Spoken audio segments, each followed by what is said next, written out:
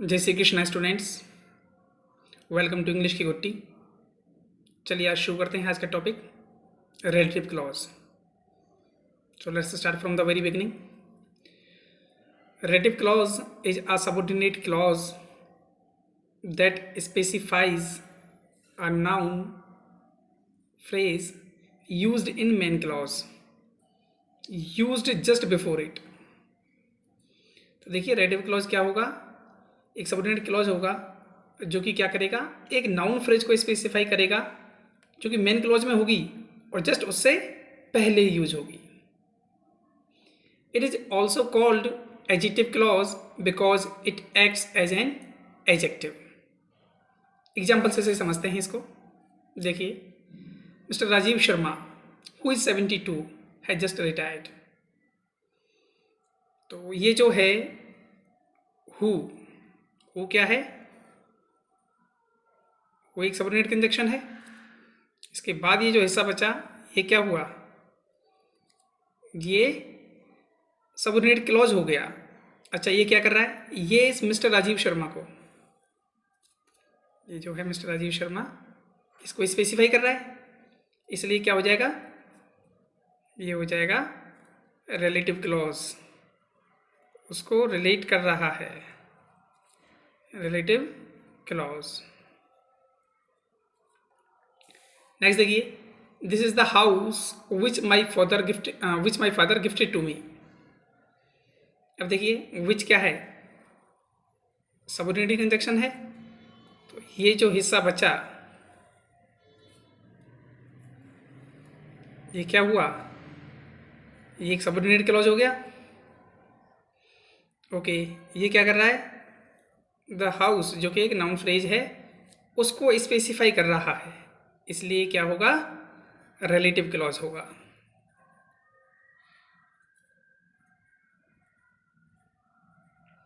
Next example देखते हैं। This is the best book that I have ever read. अब देखिए दैट क्या है, सबऑर्डिनेट कंजक्शन है। तो इसके बाद का जो हिस्सा ये बचा ये क्या होगा, ये सबऑर्डिनेट क्लॉज होगा जो कि the best book noun phrase को क्या कर रहा है, स्पेसिफाई कर रहा है, उससे जस्ट पहले यूज हो रहा है। तो इसलिए क्या होगा, ये रिलेटिव क्लॉज होगा।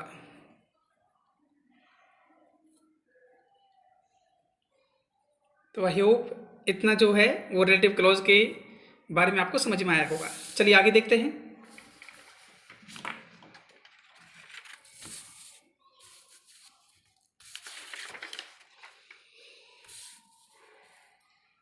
कुछ की पॉइंट्स जान लेते हैं रिलेटिव क्लॉज के बारे में। A relative clause should be used after the noun phrase that it refers to. तो जो रिलेटिव क्लॉज है उसको क्या, नाउन फ्रेज के जस्ट आफ्टर यूज करना है जिसको ये रेफर कर रहा है।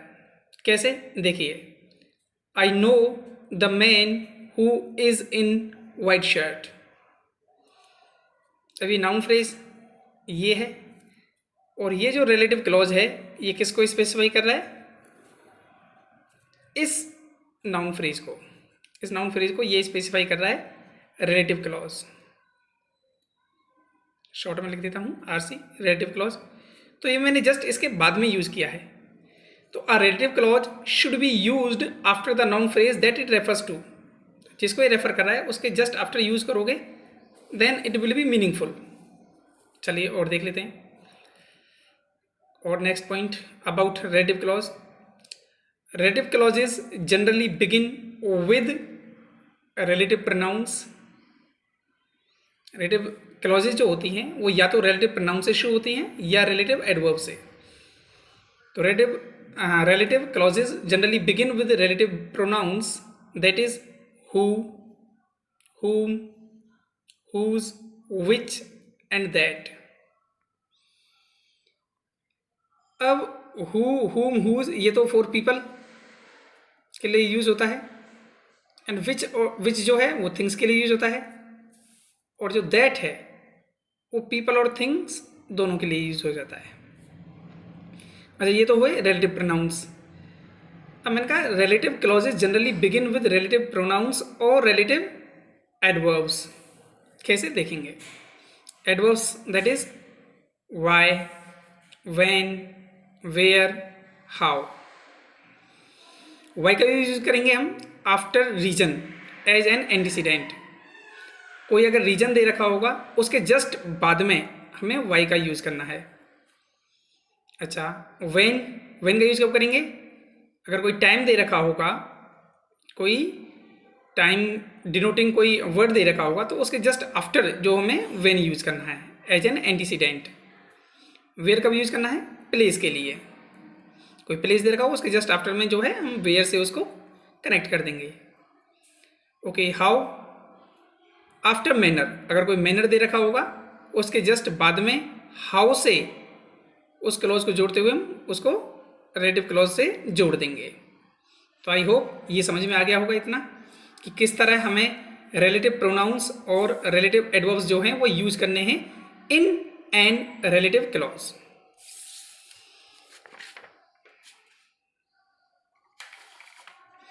चलिए और देख लेते हैं थोड़ा सा। अ relative clause can be divided into two parts. एक रिलेटिव क्लॉज को हम टू पार्ट्स में डिवाइड कर सकते हैं। First one is defining relative clause and second one is non defining relative clause. अब हम पहले डिफाइनिंग को जान लेते हैं। डिफाइनिंग रिलेटिव क्लॉज क्या होता है? तो डिफाइनिंग रिलेटिव क्लॉज डिफाइंस और आइडेंटिफाइज विच पर्सन और thing you are talking about. Defining clause क्या होगा? किसी पर्सन या थिंग के बारे में जिसके बारे में बात कर रहे हैं उसको डिफाइन करेगा, आइडेंटिफाई करेगा, उसको उसकी एक पहचान होगा, वो आइडेंटिफिकेशन होगा उसकी। कैसे? एग्जाम्पल देखिए। What is the name of the player who got injured in the last match. अब देखिए ये जो है ये हमारा यहां से लेके यहां तक ये आरसी हो गया, रिलेटिव क्लॉज। अच्छा, अब ये क्या कर रहा है? ये उस प्लेयर को स्पेसिफाई कर रहा है, उस प्लेयर के नेम को, नेम ऑफ द प्लेयर, उस प्लेयर को स्पेसिफाई कर रहा है जो कि क्या हुआ था, जो कि लास्ट मैच में इंजर्ड हो गया था। अगर मैं इसको हटा दूं, लेट सपोज ये जो पार्ट है ये एसेंशियल पार्ट होता है। जो डिफाइनिंग रिलेटिव क्लॉज होता है वो एसेंशियल पार्ट होता है जिसको हम छोड़ नहीं सकते हैं, जो कि उस सेंटेंस के मीनिंग के लिए एसेंशियल है, जरूरी है, मस्ट है। जैसे कि देखिए, क्या मैं इस पार्ट को छोड़ पाऊंगा? क्या लीव आउट कर पाऊंगा? What is the name of the player, केवल मैं अगर इस सेंटेंस को इतना ही छोड़ दूं तो ये जो सेंटेंस है वो मीनिंगफुल नहीं होगा। What is the name of the player, player का नाम क्या है? अब कौन से प्लेयर का हमें क्या पता? तो इसको स्पेसिफाई करने के लिए, इसको आइडेंटिफाई करने के लिए मुझे ये clause who got injured in the last match ये जरूरी हो जाता है मेंशन करना। नेक्स्ट देखिए, I sit at the desk that faces the window. अब देखिए जो दैट है वो सबऑर्डिनेटिंग कंजक्शन है। इसके बाद का ये जो हिस्सा बचा ये अपना हो गया आरसी, रिलेटिव क्लॉज। अच्छा, अब ये किसको स्पेसिफाई कर रहा है? द डेस्क को। मैं उस डेस्क पे बैठता हूँ, मतलब जिसका जो चेहरा है, जिसका जो वो है फेस, वो किसकी तरफ है? विंडो की तरफ है, जिसका फेस विंडो की तरफ है। अच्छा मुझे बताइए, अगर मैं इस पार्ट को, इस रिलेटिव क्लॉज को अगर लीव आउट कर देता हूँ तो क्या सेंटेंस मीनिंगफुल हो पाएगा? तो क्या ये सेंटेंस मीनिंगफुल हो पाएगा? I sit at the desk, मैं डेस्क पे बैठता हूँ, तो इसमें कौन सी बड़ी बात है भाई? सभी लोग बैठते हैं, बहुत सारी डेस्क पे बैठते हैं। लेकिन इसकी जो स्पेसिफाई है, इसका जो स्पेसिफिकेशन है, इसकी जो मेन चीज़ है वो ये है that face is the window. मैं उस डेस्क पे बैठता हूँ जिसका फेस किसकी तरफ है? विंडो की तरफ है। तो ये क्या है? एसेंशियल पार्ट होगा। क्या होगा? Essential part. किसका एसेंशियल पार्ट क्या होगा? Defining relative clause. चलिए नेक्स्ट देखिए, I have finished the book which you lent me. मैंने वो जो बुक है वो फिनिश कर ली, मतलब पढ़ ली है। कौन सी? विच यू लेंट मी। अब देखिए विच क्या है? सबऑर्डिनेटिंग कंजक्शन है, तो इसके बाद ये जो बचा वो सबऑर्डिनेट क्लॉज बचा। अच्छा, ये क्या कर रहा है? ये इस बुक को स्पेसिफाई कर रहा है। अच्छा, तो ये क्या है? ये इसको डिफाइन कर रहा है, या मैं कहूँ आइडेंटिफाई कर रहा है।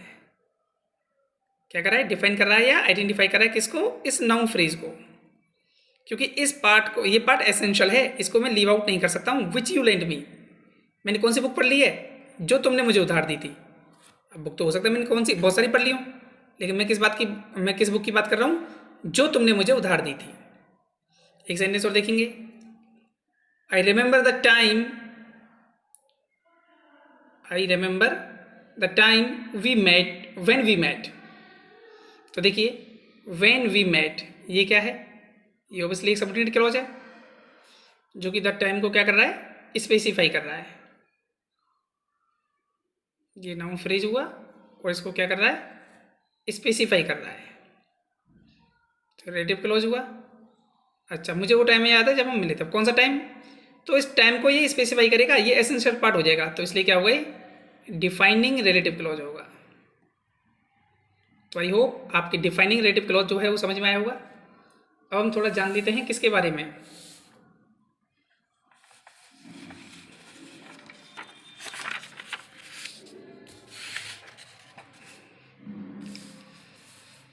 नॉन डिफाइनिंग रिलेटिव क्लॉज के बारे में। किसके बारे में, नॉन डिफाइनिंग रिलेटिव क्लॉज। अब ये क्या करता है, तो देखेंगे, non defining relative clause adds extra information. क्या करता है, एक्स्ट्रा इन्फॉर्मेशन ऐड करता है अबाउट समबडी और something which could be left out and the sentence would still make sense. ये नॉन डिफाइनिंग रिलेटिव क्लॉज होगा, ये सिर्फ एक्स्ट्रा इन्फॉर्मेशन ऐड करेगा किसी पर्सन या किसी थिंग के बारे में, जिसको हम लेफ्ट आउट भी कर सकते हैं, जिसको हम छोड़ भी सकते हैं।